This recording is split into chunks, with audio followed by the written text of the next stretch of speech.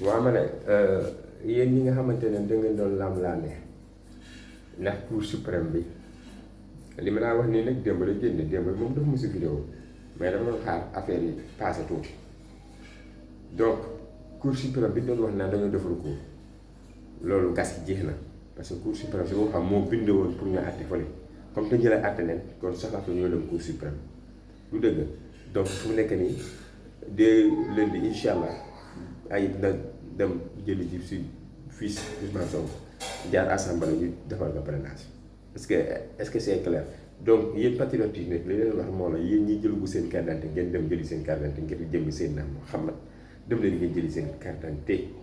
Ousmane Sonko bokk na sa bokk yu njëkk yi alhamdulilah yàlla def na ñaari juges yi jox nañ ko dëgg ñaari juges voilà li ko Ousmane Sonko waxoon rek du seen justice bi moment tere bokk ndaxte justice bi duñ topp laa xamante ne c'est illégal ñu ko topp du dëgg Barthélémy Dias gis naa ne patriote ñu ngi def si yow ay wax vidéo ba leen lijjanti yi fi jàmbur ba dul dem ak ñàkk a dem ba dul xawma indemniser xawma famille dégaju loolu moom la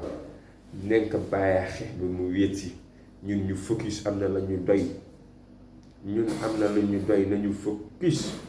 Barth ñu bàyyikaat xeexam mu wéet si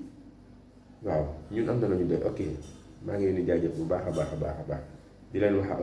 encore une fois dem leen ngeen jëli carte d'identité yi li wàcc laahi karim dem leen ngeen jëli carte d'identité